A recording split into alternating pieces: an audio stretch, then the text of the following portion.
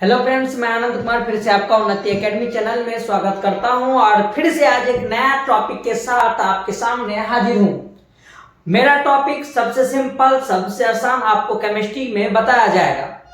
आज जिस टॉपिक का बात करें वो टॉपिक अपने आप में बताया जाता है कि एक स्पेशल टॉपिक होते हैं जो आपको 12th बोर्ड के साथ साथ नीट और इंजीनियरिंग जैसे एग्जाम और साथ ही साथ जो भी कम्पिटिटिव एग्जाम होगा उसके अंदर भी इस टॉपिक के बारे में डिस्कस की जाती है। हम आज बात कर रहे हैं संयोजकता का और संयोजी इलेक्ट्रॉन का।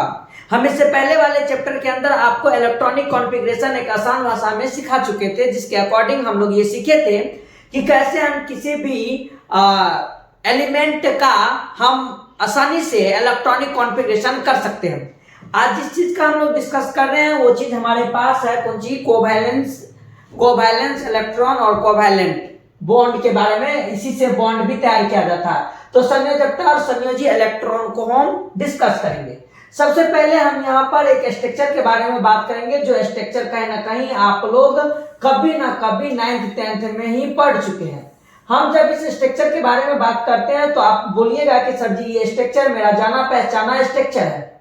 हम जब पूछते हैं कि बताओ तुम इस स्ट्रक्चर को कैसे जानते पहचानते हो, तो बोलेगा कि सर जी ये कहीं ना कहीं एक एटम का स्ट्रक्चर के बारे में आप बात कर रहे हैं। इस स्ट्रक्चर के अंदर जब आप बात कर रहे हैं तो आप ये बात करना चाह रहे हैं कि इसके अंदर एक न्यूक्लियस होता है, नाभिक होता है, जो ये वाले पोर्शन होते हैं, सेंट्रल पोर्शन होते हैं। और इस सेंट्रल पोर्शन के अंदर बताया जाता है कि न्यूट्रॉन और प्रोटॉन रखा जाता है। फिर तुम ये बात भी बोलेगा कि सर जी इस स्ट्रक्चर के अंदर हमारे सर बताए थे कि इसके आउटर साइड जो होते हैं वो सेल होते हैं, कक्षाएं होती है, जो जिसके अंदर किसी भी एटम के परमाणु के इलेक्ट्रॉन जो होते हैं वो स्थापित होते हैं। बहुत बढ़िया बात है, ये नॉलेज तुम्हारे पास पहले से है कि इसके आउटर सेल के अंदर इलेक्ट्रॉन स्थापित होते हैं। तो बताया जाता है कि ये इलेक्ट्रॉन जो इसके लास्ट ऑर्बिट के अंदर, लास्ट कक्षा के अंदर आएगा। जैसे कि मान लेते हैं कि हम एक एलिमेंट आपका लिए सोडियम लिए। अब जब सोडियम एलिमेंट लिए तो सोडियम एलिमेंट का परमाणु संख्या हम जानते हैं कि 11 होता है। परमाणु संख्या जब सोडियम का 11 होता है तो आपको ये बात का भी जानकारी होगा कि जब हम इसका इलेक्ट्रॉनिक कॉन्फ़िगरेशन लिखते हैं या हम जो पैटर्न से सिखाए हैं आसान भाषा में, वो होता है 281। 281 यानी कहने का मतलब इसके अंदर 3 सेल है। अगर 3 सेल है तो पहले सेल के अंदर तुम बोलेगा कि सर जी 2 गो इलेक्ट्रॉन है, दूसरे के अंदर 8 गो इलेक्ट्रॉन है और लास्ट कक्षाएं जो होती है इसके अंदर 1 इलेक्ट्रॉन है। इट मींस कहने का मतलब ये हुआ बाबू कि इसके अंदर 2 इलेक्ट्रॉन है, इसके अंदर आपका 8 इलेक्ट्रॉन है और ये आपका लास्ट कक्षा के अंदर 1 इलेक्ट्रॉन है। यही चीज यहाँ पे नोटिस करने वाली बात है कि यहां पर ये जो इसका लास्ट ऑर्बिट के अंदर जो इलेक्ट्रॉन की संख्याएं होती है, ये इलेक्ट्रॉन की संख्या ही कहलाता है कौन चीज, संयोजी इलेक्ट्रॉन। तुम जाके इससे पूछेगा भी तो ये बोलेगा कि देख भाई हम संयोजी इलेक्ट्रॉन है। तुम बोलेगा कैसे, तो बताया जाता है ऐसे कि मान लो कि ये पहला कक्षा 2 इलेक्ट्रॉन लेके अपना स्थापित हो चुका है, दूसरा कक्षा 8 गो इलेक्ट्रॉन लेके स्थापित हो चुका है और तीसरा कक्षा जो सबसे बाहरी कक्षा है, तू ही बात एक बता कि जब भी अगर हम किसी चीज से अटैच होना चाहते हैं तो क्या हम उसके बाहरी साइड से पहले एंटर करते हैं कि डायरेक्ट बीच में घुस जाते हैं? तो सब जानते हैं कि हम उसके बाहरी साइड से उसके अंदर एंट्री मारेंगे और ये बाहरी साइड जो होता है ये आज का लास्ट ऑर्बिट कहलाता है, लास्ट कक्षा कहलाता है, जिसके अंदर इलेक्ट्रॉन की संख्या जो भी होगी वो इलेक्ट्रॉन की संख्या आपकी संयोजी इलेक्ट्रॉन की संख्या के नाम से जाना जाता है। अब संयोजी इलेक्ट्रॉन तो सर जी चलिए ठीक है कि आप बोल रहे हैं कि संयोजी इलेक्ट्रॉन का मतलब कि किसी भी एटम के बाहरी कक्षा के अंदर मौजूद जो इलेक्ट्रॉन की संख्या होगी उसे हम संयोजी इलेक्ट्रॉन बोलेंगे। संयोजी का मतलब हम तुमको पहले ये बोल देना चाहते हैं कि इसका मतलब होता है कौन चीज, जोड़ना। यानी हम सीधा बात जानते हैं कि अगर कोई भी एटम किसी भी दूसरे एटम से जुड़ना चाहता है, किसी एटम से मिलना चाहता है, किसी से उसको प्यार मोहब्बत हो गया, तो वो उसके बाहरी साइड से ही, बाहरी वाला इलेक्ट्रॉन से ही जुड़ेगा। ये इसका कौन हो गया है, संयोजी इलेक्ट्रॉन हो चुका है। अब एक और बात हम आपको यहाँ पे बताने जा रहे हैं। हम जब अपने इस पीरियोडिक टेबल के अंदर का बात किए थे तो आप बताइए कि ये जो पीरियोडिक टेबल है जिसको हम उस दिन बड़ा आसानी से पढ़े थे, ये पीरियोडिक टेबल के अंदर एक बात हम आपको बताए थे, वो बात क्या है जरा गौर से सुनिएगा। जब इस पीरियोडिक टेबल के अंदर का बात किए थे तो हम बताए थे आपको कि देख ये 18th ग्रुप जो होता है ये आपका सबसे स्टेबल ग्रुप है। ये 18th ग्रुप जो सबसे आपका स्टेबल ग्रुप है, तो ये बात हम जानते हैं कि ये स्टेबल इसलिए है क्योंकि इसके जो भी एटम है सारे के सारे एटम में 8 इलेक्ट्रॉन मौजूद होता है, 8 इलेक्ट्रॉन मौजूद होता है। और जब हम इस पीरियोडिक टेबल के बारे में बात करते हैं, एटम्स के बारे में बात करते हैं, तो सारा का सारा परमाणु का कहने का मतलब ही है, सारा का सारा परमाणु कहता है कि देख भाई अगर मेरे कक्षा के अंदर 8 को इलेक्ट्रॉन तुम दिखा दिया, इसका मतलब कि हम जो है वो अस्थाई है। और हम अगर बात करते हैं 18th ग्रुप के किसी भी एलिमेंट के बारे में तो हम बखूबी जानते हैं कि ये सारा का सारा एलिमेंट जो होते हैं इसके लास्ट कक्षा में 8 इलेक्ट्रॉन है। एक्सेप्शन के तौर पे हीलियम को छोड़ के हम अगर नियोन का बात करते हैं तो हम जानते हैं कि इसके अंदर भी 2 और 8 इलेक्ट्रॉन होता है। जब हम इसके अंदर ऑर्गन का बात करते हैं तो इसके अंदर भी हम जानते हैं कि इसके अंदर भी 2 8 इलेक्ट्रॉन मौजूद है। जब हम अगर क्रिप्टन का बात करते हैं तो इसके अंदर भी बताया जाता है कि 2 8 8 और 18 मौजूद होता है। सवाल पैदा लेता है कि सर जी जब आप 36 का बात किए हैं तो इस 36 का इलेक्ट्रॉनिक कॉन्फ़िगरेशन जब लिखते हैं तो 2 8 8 और 18 आता है। कितना आता है?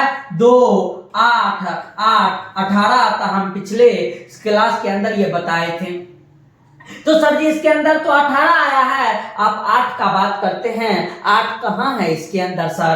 तो हम बता देना चाहते हैं कि जब हम इसके अंदर को इसके इलेक्ट्रॉन को और डिवाइड करते हैं तो हम जानते हैं कि 2 जो है इसके लिए S के लिए मौजूद है, जबकि D के लिए जो है 10 इलेक्ट्रॉन मौजूद है और P के लिए 6 इलेक्ट्रॉन मौजूद है। तो सर जी 8 को कैसे पूरा लास्ट में तो 6 आ गया। तो सुनिए मेरे ज्ञानी साहब कि ये 6 इलेक्ट्रॉन इसका और 2 इलेक्ट्रॉन S का, यानी कहने का मतलब S और P के टोटल इलेक्ट्रॉन को मिलाते हैं तो वही हमारा कौन सा इलेक्ट्रॉन पुरता है?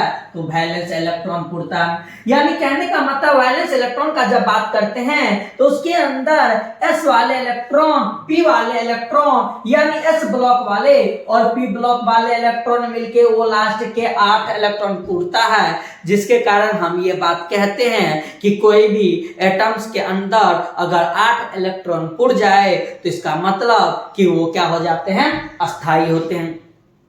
अब जरा यहाँ पे डिस्कस करते हैं कि हम इस बात को अगर बखूबी इस बात को जानते हैं कि 18th ग्रुप के जो भी हम एटम्स के बारे में चर्चा करेंगे, जिस एटम्स के बारे में हम बात करेंगे, सब के अंदर मेरा 8 गो इलेक्ट्रॉन रहेगा। बड़ा आसानी से आप इसका इलेक्ट्रॉनिक कॉन्फ़िगरेशन करके देख लीजिएगा, आपको हर एक इलेक्ट्रॉन के हर एक एटम्स के लास्ट ऑर्बिट के अंदर सेल के अंदर 8 इलेक्ट्रॉन मिलेगा। अब इसको छोड़ के ये अस्थाई होते हैं। ये कहते हैं कि देख भाई मेरे तरह हम जिस प्रकार के एटम्स है, मेरा जो भी एटॉमिक स्ट्रक्चर है, मेरे सेल के अंदर जो भी लास्ट ऑर्बिट के अंदर 8 इलेक्ट्रॉन आता है, इसी इलेक्ट्रॉन को गेन करने के चक्कर में, इसी अपने अष्टक के अपने लास्ट कक्षा के अंदर 8 इलेक्ट्रॉन को पुराने के लिए बताया जाता है क्या कि 1 से लेके आपका और 17 तक, यानी ये खास करके अगर हम बात करें तो S ब्लॉक वाला और P ब्लॉक वाला इलेक्ट्रॉन एटम्स जो होते हैं वो अपने ऑर्बिट के अंदर से, सेल के अंदर से इलेक्ट्रॉन का या तो लॉस करना चाहता है या इलेक्ट्रॉन का गेन करना चाहता है। हम इस चीज को बखूबी समझेंगे कि हमारे इस S ब्लॉक और P ब्लॉक के अंदर ऐसा कौन कौन सा ग्रुप है जो कि इलेक्ट्रॉन को लेना चाहता है और इलेक्ट्रॉन को त्यागना चाहता है। हम आपको एक शॉर्टकट ट्रिक बताते हैं, भयानक ट्रिक है, याद कीजिएगा। हम आपको बार बार बताने देना चाहते हैं कि ऐसा ट्रिक आपको पूरे के पूरे YouTube पे किसी भी टीचर के पास ऐसा ट्रिक मौजूद नहीं हो सकता है। देखिए, आप खुद सोचिए ना जरा कि हम ये बात आपको बार बार कह रहे हैं क्या कि इस लास्ट ग्रुप जो है इसके अंदर 8 इलेक्ट्रॉन है और ये सब का सब क्या है, अस्थाई है। जब एगो बात हम आपको बता देना चाहते हैं कि ये अगर अस्थाई है, 18वां ग्रुप वाला 1 से 17वां ग्रुप वाला तक अनस्टेबल है, वो उसके तरफ 18वां ग्रुप के तरफ बनना चाहते हैं, तो देखिए इस 17वां के अंदर लास्ट के अंदर कितना इलेक्ट्रॉन आएगा, लास्ट कक्षा के अंदर 7 गो इलेक्ट्रॉन आएगा। 17वां में 7 है तो 7 इलेक्ट्रॉन है। 16 ग्रुप में 6 है तो इसके अंदर लास्ट में 6 इलेक्ट्रॉन है।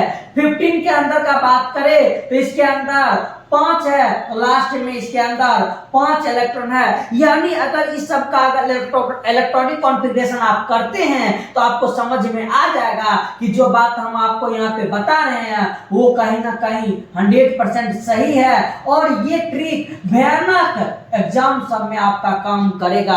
आप एक चुटकी में बता सकते हैं कि किस ग्रुप के अंदर का वैलेंसी क्या होगा, कौन सा एलिमेंट कैसा होगा, और हम आपको ग्रुप के अंदर जो भी एलिमेंट है उसको याद करने का भी ट्रिक बता चुके हैं। अब जरा गौर से सुनिएगा, मेरे कहने का मतलब हम क्या कहना चाह रहे हैं। हम कहना ही चाह रहे हैं आपको कि जिस ग्रुप के अंदर जितना भी उसका नंबर आपको आइडेंटिफाई हो जाएगा, डी ब्लॉक को छोड़ के एस और पी का बात कर रहे हैं, उसका वैलेंसी इलेक्ट्रॉन जो होगा वो वही होगा।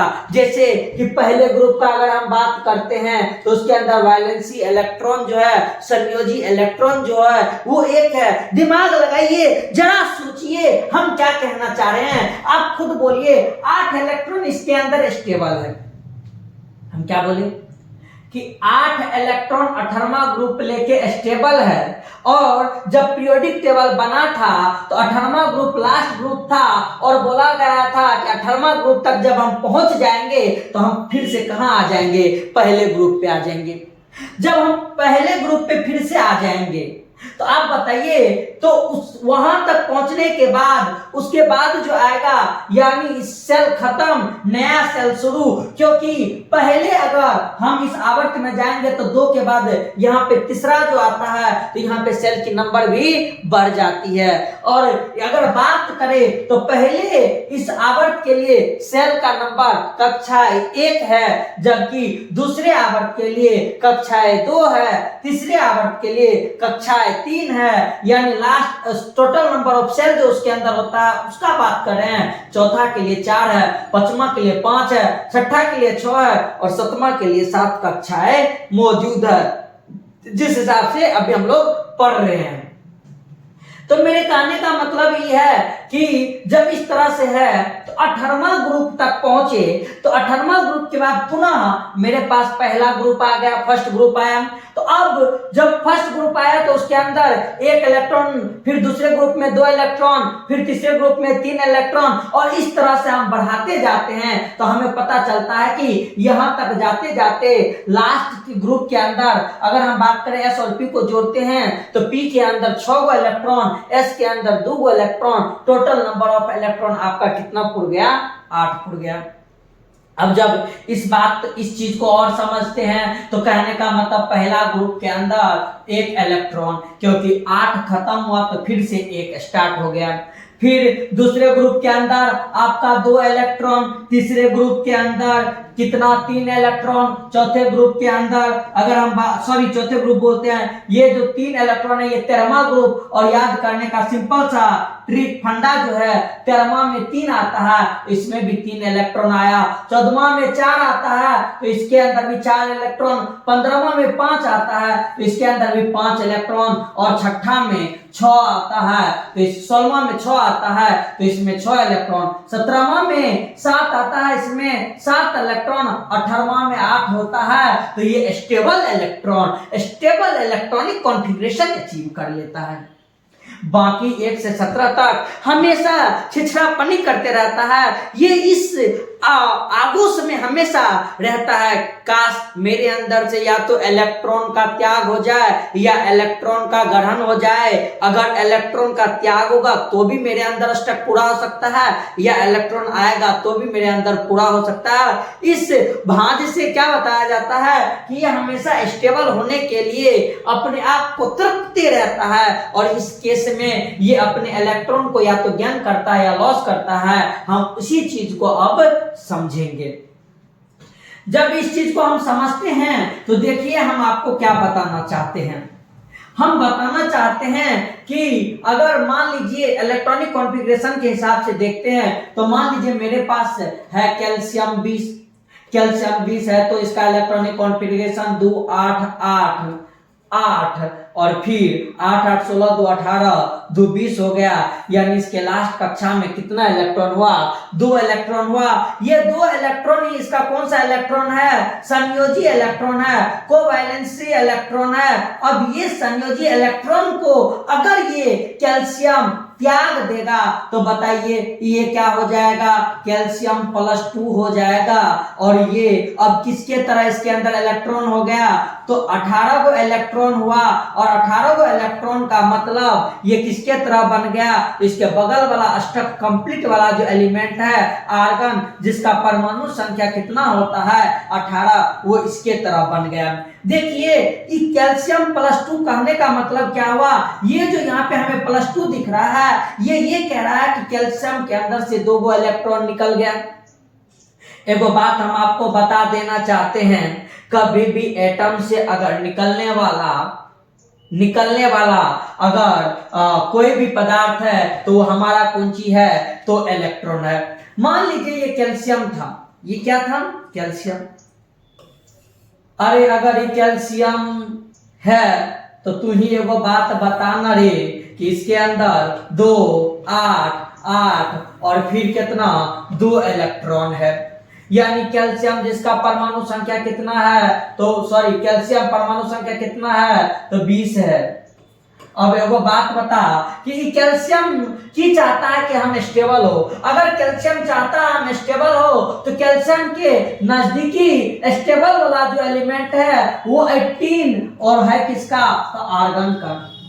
अब आर्गन 18, कैल्शियम 20, तो हम चाहते हैं कि ये आर्गन के तरह बने कैल्शियम। तो कैल्शियम बोलता है कि देख मेरे अंदर अगर बात करेगा किसका?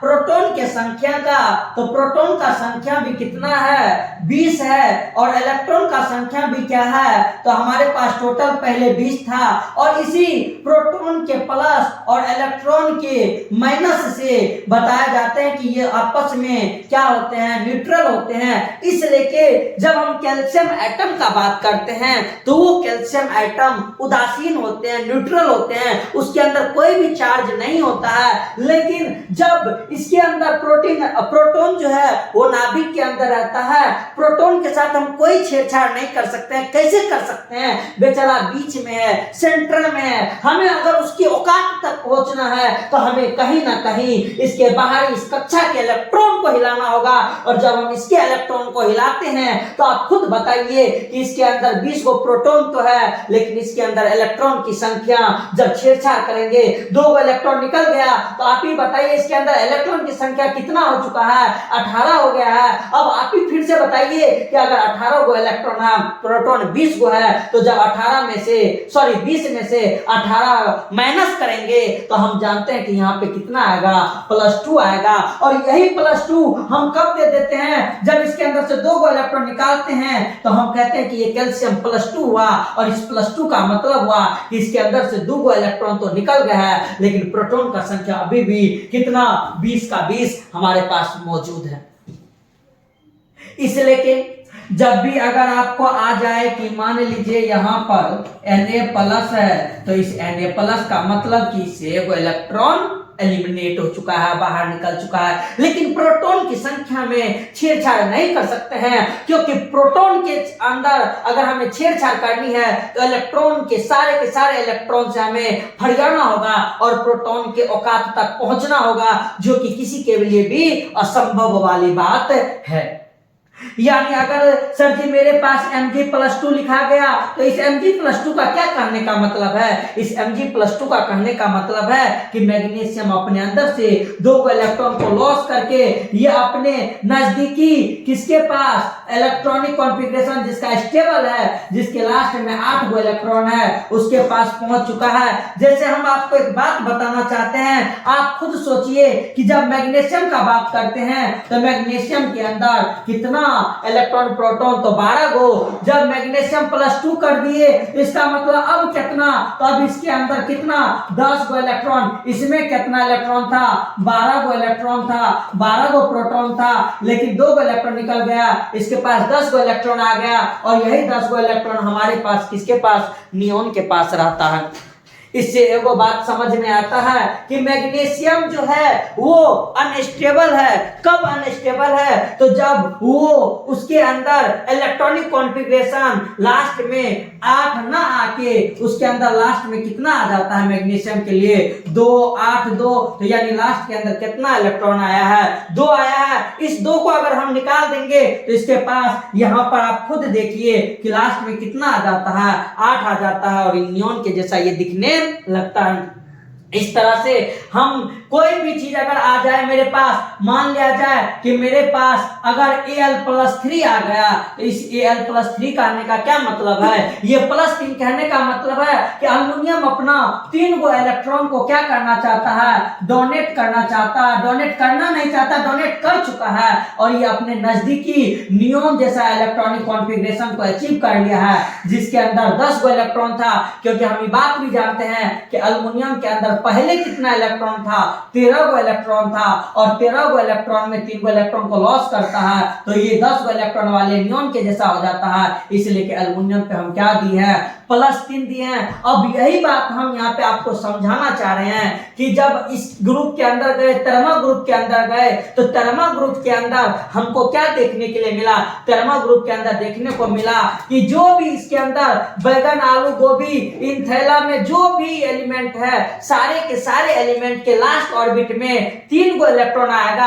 अगर हम 3 गो इलेक्ट्रॉन को निकाल देंगे तो वो क्या हो जाएगा, वहां पे स्टेबल हो जाएगा, इलेक्ट्रॉनिक कॉन्फ़िगरेशन स्टेबल वाला अचीव कर लेगा। यानी ये थर्मा ग्रुप जो है थर्मा ग्रुप के नजदीकी वाला में बन जाएगा।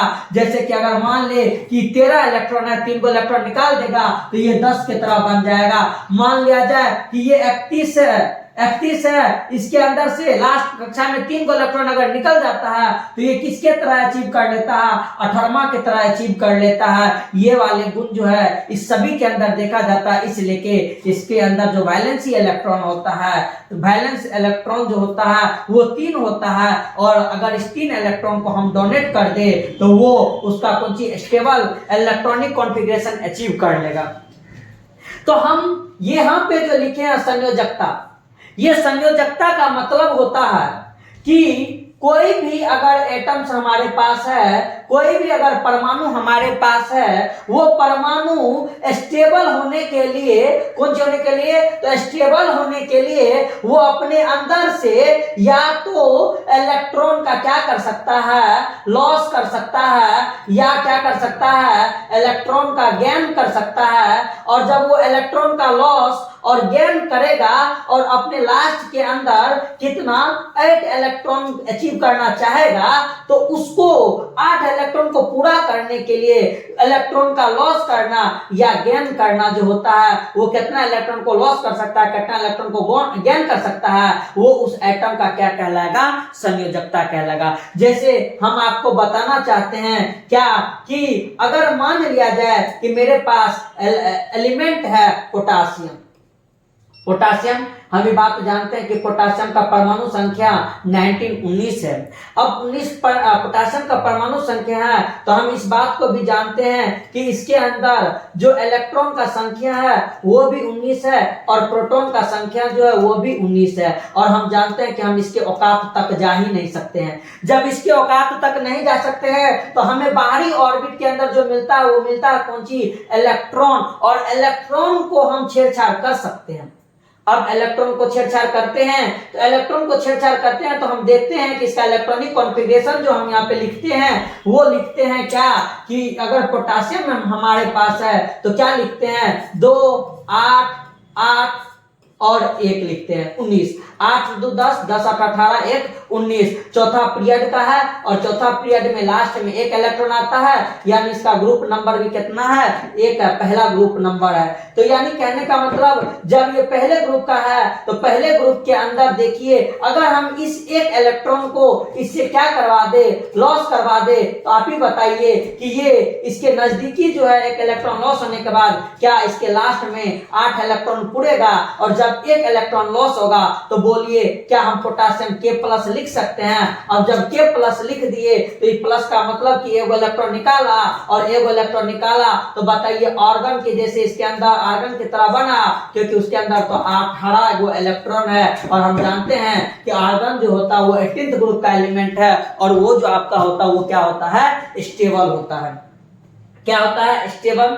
यानी इसके अंदर गुण क्या हुआ कि अपना एक इलेक्ट्रॉन को निकाला, तो ये एक इलेक्ट्रॉन जो इससे निकला है तो ये इसका संयोजी इलेक्ट्रॉन इसलिए के क्योंकि पोटासियम के लास्ट ऑर्बिट के अंदर एक इलेक्ट्रॉन है और संयोजकता एक इसलिए संयोजकता क्योंकि जब ये अपना एक इलेक्ट्रॉन को क्या करेगा? लॉस कर देगा, तो ये 8 इलेक्ट्रॉन लास्ट ऑर्बिट में पहुंचना चाहिए वो उसके पास पहुंच गया। तो कहने का मतलब कि एक ट्रिक और यहाँ पे आपका बन जाता है। वो ट्रिक ये है कि अगर हम बात करें तो पहला ग्रुप के लिए, दूसरा ग्रुप के लिए और तीसरा ग्रुप के लिए, कौन कौन ग्रुप के लिए? तो अगर हम बात करें किस किस ग्रुप के लिए, तो पहला ग्रुप के लिए, दूसरा ग्रुप के लिए और 13वां ग्रुप के लिए, इवन हम कह सकते हैं कि 14वां ग्रुप के लिए भी वैलेंसी इलेक्ट्रॉन और जो वैलेंसी जो होता है वो दोनों सेम होता है। यानी संयोजकता और संयोजी इलेक्ट्रॉन जो होता है वो इस चारों ग्रुप के लिए सेम होता है। जितना आपका संयोजी इलेक्ट्रॉन होगा उतना ही आपका संयोजकता होता है। और कहते हैं क्या है कि इस चारों ग्रुप के अंदर इलेक्ट्रॉन को लॉस करने की क्षमता होती है, एबिलिटी होती है। अगर हम इस 14th ग्रुप को एक बार ना भी ले तो मेरे पास 3 ऐसा ग्रुप आता है जिसके अंदर आप बखूबी निकाल के अगर देखिएगा तो आपको हमेशा ये चीज मिलेगा कि उस तीनों ग्रुप के अंदर इलेक्ट्रॉन लॉस करने की क्षमता होती है। और वो ग्रुप आपका कौन कौन सा ग्रुप है? तो पहला ग्रुप, दूसरा ग्रुप और तीसरा 13वां ग्रुप। ये 3 ग्रुप जो होती है ये तीनों के तीनों ग्रुप के अंदर इलेक्ट्रॉन को लॉस करने की क्या होती है? एबिलिटी होती है। अब ये लॉस करने की जो एबिलिटी होती है फर्स्ट ग्रुप, सेकंड ग्रुप, 13वां ग्रुप के अंदर, तो बताया जाता है कि पहला ग्रुप कितना इलेक्ट्रॉन को लॉस करता है? 1 इलेक्ट्रॉन को लॉस करके स्टेबल होते हैं। दूसरा ग्रुप 2 इलेक्ट्रॉन को लॉस करते हैं तो स्टेबल होते हैं। और तीसरा ग्रुप जो होते हैं वो 3 इलेक्ट्रॉन को लॉस करके स्टेबल होते हैं। वो अपने नजदीक के इलेक्ट्रॉनिक कॉन्फ़िगरेशन जो स्टेबल वाला है, 18वां ग्रुप वाला है, उसको अचीव करता है। अब इससे वो और बात समझ में आती है कि अगर उसके अंदर इलेक्ट्रॉन लॉस करने की टेंडेंसी है तो हमें हमारे बुक वाले बताते हैं कि इस तरह से जो भी एलिमेंट या जो भी एटम इलेक्ट्रॉन लॉस करने की प्रवृत्ति रखती है हम उसे किसके नाम से जानते हैं? मेटल के नाम से जानते हैं। और इसी से तो बात समझ में आती है कि हम पहले ग्रुप वाले, दूसरे ग्रुप वाले और 13वां ग्रुप जो है, 13th ग्रुप जो है, इस तीनों ग्रुप को हम क्या कहते हैं कि मेटल के नाम से जानते हैं। इसके अंदर धातु पाए जाते हैं। जो भी आपको ग्रुप के अंदर एलिमेंट मिले वो सारा का सारा आपको क्या है? मेटल है। इट मींस कि बहुत आसानी से आपको हमारे इस पूरे पीरियोडिक टेबल के अंदर किस ग्रुप के अंदर मेटल है, किसके अंदर नॉन मेटल है, वो भी आप पता कर सकते हैं और याद भी कर सकते हैं। और याद करने का तरीका भी हम आपको बता चुके थे पहले ही क्लास में। यही बात खत्म नहीं होती है। बात को जब हम आगे बढ़ाते हैं तो जब हमको ये चीज समझ में आ गया अब क्या कि जब इलेक्ट्रॉन को अगर लॉस करता है तो इसका मतलब उसके अंदर मेटल वाला गुण आता है, धातु वाला गुण होता है। हम इस पे भी बहस करेंगे, लेकिन फिलहाल हम आपको एक और बात बता देते हैं कि अगर हम बात करें किस ग्रुप का, 15 का, 16 का और 17 का और 18 तो हमारे पास है ही। जब हम इस सारे के सारे इस ग्रुप के बारे में बात करते हैं तो देखिए एक बात यहाँ पे समझ में आती है। हमारे पास लास्ट में कौन सा ग्रुप है, 18th ग्रुप। और 18th ग्रुप का जब चर्चा करते हैं तो निस्संदेह हम इस बात का यकीनन हमारे अंदर एक प्रवृत्ति बन चुकी है कि इसके लास्ट कक्षा में 8 इलेक्ट्रॉन है और ये अपने आप को स्टेबल वाले एटम्स मानते हैं। जरा समझिएगा, जब इसके अंदर 8 गो इलेक्ट्रॉन है तो इसके बेचारा बगल वाले ग्रुप के अंदर क्या गो इलेक्ट्रॉन लास्ट ऑर्बिट में होना चाहिए, तो हम बताएं कि 7 गो इलेक्ट्रॉन। इसके अंदर क्या होगा, तो इसमें 6 गो इलेक्ट्रॉन, इसमें क्या होगा, इसमें 5 गो इलेक्ट्रॉन। लास्ट कक्षा के अंदर इस सब के अंदर जाके देखिएगा जो जो इस ग्रुप के अंदर टोटली जो जो एटम्स आपको आएगा उसके सब में आपको यही देखने के लिए मिलेगा। और यही इस क्लास की खूबी है कि जब उसके अंदर बताइए 5 गो, 16वां में 6 गो, 17वां में 7 गो, 18वां में 8 गो है, तो एगो बात आप बताइए ना, जरा सोचिए खुद ब खुद कि अगर 8 इलेक्ट्रॉन पाने से वो स्टेबल है और 7 इलेक्ट्रॉन किसी के पास है तो वो एगो भीख नहीं मांगेगा, वो किसी से एगो नहीं चाहेगा कि हमको कोई एगो इलेक्ट्रॉन दे दे। एगो इलेक्ट्रॉन अगर हमको कोई पैसा दे दे तो बताइए ये 8 गो ले लेगा कि नहीं, 8 की तरफ पुर जाएगा कि नहीं पुर जाएगा? जी हाँ पुरेगा।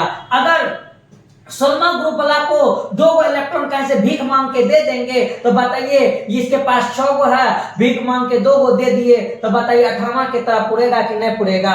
हाँ पुर जाएगा। अगर 15वां का बात करें तो इसको अगर 3 गो इलेक्ट्रॉन हम कहीं से मांग के दे दिए तो बताइए 18वां की तरह पुरेगा कि नहीं पुरेगा? हाँ ये भी पुर जाएगा। इसका मतलब 17वां ग्रुप वाला को हमेशा 1 इलेक्ट्रॉन की भूख होती है, 16वां ग्रुप के पास हमेशा 2 इलेक्ट्रॉन की भूख होती है और 15वां के पास हमेशा 3 इलेक्ट्रॉन को क्या भूख होता है। इसलिए के 16वां 17वां 15वां 16वां और 17वां को हम भिखमंगा ग्रुप के नाम से भी जानते हैं, जिसके अंदर अगर इलेक्ट्रॉन की भूख है और वो इलेक्ट्रॉन हम दे देंगे तो ये तुरंत 18वां के तरह अपना पंख दिखाना स्टार्ट करता है, 18वां के तरह स्टेबल होने का नाटक करने लगता है। और इसी के चलते हम एक बात जानते हैं कि इस हेलोजन बला पे जैसे अगर क्लोरीन इसके अंदर आता है तो क्लोरीन पे -1 देते हैं, ऑक्सीजन पे -2 देते हैं और अगर नाइट्रोजन का बात करते हैं तो उस पे -3 देते हैं। समझिए इसको भी जरा गौर से, दिमाग अपने आप काम करना स्टार्ट करेगा। देखिए हम आपको बताना चाहते हैं कि क्लोरीन का परमाणु संख्या कितना, 17। जब क्लोरीन का परमाणु संख्या 17 तो हम इसका इलेक्ट्रॉनिक कॉन्फ़िगरेशन लिख के देख लेते हैं तो आ जाता है 8 2 10 7 17 यानी 2 8 और 7। 2 8 और 7 का बात करते हैं तो हम जानते हैं कि 18वां का इलेक्ट्रॉनिक कॉन्फ़िगरेशन क्या होता है, 2 8 8। एक बात करें क्योंकि ये ऑर्गन का है, ये क्लोरीन का है। फिर उसके बाद हम इसके बगल में सल्फर का लेंगे, सल्फर जो है उससे थोड़ा सा हमें हिंट मिल जाएगा और यहाँ पे भी फास्फोरस का लेंगे, उससे हमें हिंट मिल जाएगा। देखिए कैसे क्लोरीन के पास 17 इलेक्ट्रॉन है। अब 17 इलेक्ट्रॉन है तो 18 इलेक्ट्रॉन के लिए इस 7 को क्या करना पड़ेगा, 1 इलेक्ट्रॉन की जरूरत होगी और अगर हम इसको 1 इलेक्ट्रॉन दे देंगे तो ये क्या पुर जाएगा, 18। अब दूसरी बात कि सर जी इसके ऊपर माइनस चार्ज जो आप यहाँ पे मुंह उठा के माइनस लिख दी, ये माइनस कैसे आया? ये बात को जरा हम गौर से समझते हैं। गौर से समझने वाली बात ये है कि जब क्लोरीन का बात किए तो क्लोरीन के अंदर अगर 17 गो इलेक्ट्रॉन है तो 17 इलेक्ट्रॉन के लिए इसके लास्ट में कितना आया, 7 आया। यानी कहने का मतलब कि इसके अंदर इलेक्ट्रॉन का नंबर भी कितना, 17। अब इसका इलेक्ट्रॉन का नंबर 17 और ऑर्गन के अंदर भी इलेक्ट्रॉन का नंबर 18। इसके अंदर प्रोटॉन का नंबर 17 और इसके अंदर प्रोटॉन का नंबर 18। तो एगो बात बताइए, प्रोटॉन इलेक्ट्रॉन इसमें कितना, 18, इसमें कितना, 17 इलेक्ट्रॉन है और यहाँ पे प्रोटॉन जो है वो प्रोटॉन कितना है आपका, वो भी 17 है। यहाँ पे प्रोटॉन कितना है तो प्रोटॉन भी 17 है। अब प्रोटॉन के नंबर के साथ हम कोई छेड़छाड़ नहीं कर सकते हैं, क्योंकि ये कहां पे रहता है, नाभिक के अंदर रहता है। हम चाहते हैं इस क्लोरीन को किसके तरह बनाना, 18वां की तरह बनाना। तो क्लोरीन के को 18वां की तरह बनाएंगे तो हमको एगो इलेक्ट्रॉन इसके अंदर ऐड करना पड़ेगा, यानी निगेटिव कितना 18 गो, पॉजिटिव कितना 17 गो। यानी जब इस पॉजिटिव प्रोटॉन का 17 और इलेक्ट्रॉन 18, एक इलेक्ट्रॉन पैच लिए किसी से मांगे हैं भीख में, तो -18 को वहां पे आया और +17 जब इसका कैलकुलेशन करते तो हमारे पास कितना आता है, 1 आता है। और ये एक क्या कह रहा है कि किसी भी एटम से या किसी सहयोगी से ये एक इलेक्ट्रॉन जो है वो क्या मांगा है, भीख मांगा है। इट मींस कि इसके ऊपर चार्ज जो है वो 1 माइनस लगा। इसी प्रकार से सल्फर का देखिए, सल्फर के अंदर इलेक्ट्रॉन का नंबर कितना 16 गो, प्रोटॉन का नंबर कितना 16 गो। ठीक है, ये अभी न्यूट्रल है, लेकिन ये सल्फर हमेशा मुंह बात के क्या कर रहा है कि हमको 2 इलेक्ट्रॉन दे, हमको 2 इलेक्ट्रॉन दे। अभी जैसे ही इसको 2 इलेक्ट्रॉन हम देंगे तो आप ही बताइए इसके अंदर इलेक्ट्रॉन का संख्या कितना 18 को।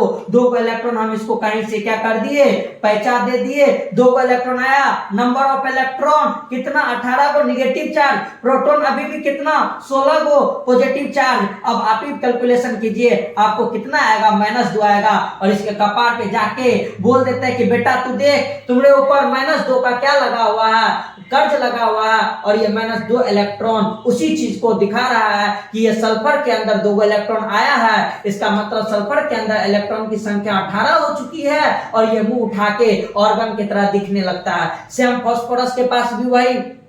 जब फास्फोरस के बारे में हम बात करते हैं तो देखिए फास्फोरस भी कहता है कि इसके अंदर कितना इलेक्ट्रॉन, लास्ट में 15 इलेक्ट्रॉन इसके अंदर। जब इसको हम 3 इलेक्ट्रॉन कहीं से क्या करवा देंगे, पहचान दिलवा देंगे, तो इसके पास इलेक्ट्रॉन का नंबर कितना हो जाएगा, 18 को हो जाएगा। लेकिन प्रोटॉन का नंबर कितना रह पाएगा, प्रोटॉन का नंबर 15 ही रह पाएगा, क्योंकि प्रोटॉन का नंबर के साथ कोई खिलवाड़ नहीं होता है। अब जब इसका कैलकुलेशन करते हैं तो +15 और -18 को जब हम देखते हैं तो हम जानते हैं कि यहाँ पे -3 आता है। और ये -3 क्या कहता है कि 15वां वाले ग्रुप के अंदर 3 को इलेक्ट्रॉन कहीं से दीजिए और 3 को इलेक्ट्रॉन देने के बाद वो 18वां की तरह दिखना स्टार्ट हो जाएगा।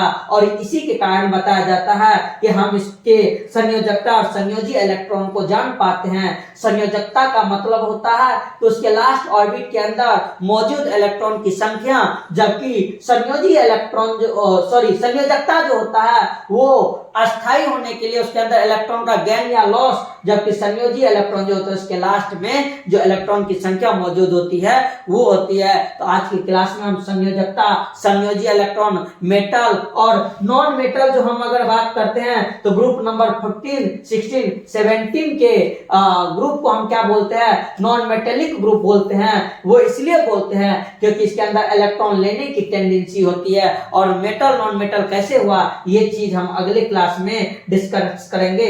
तब तक के लिए खुदा हाफिज।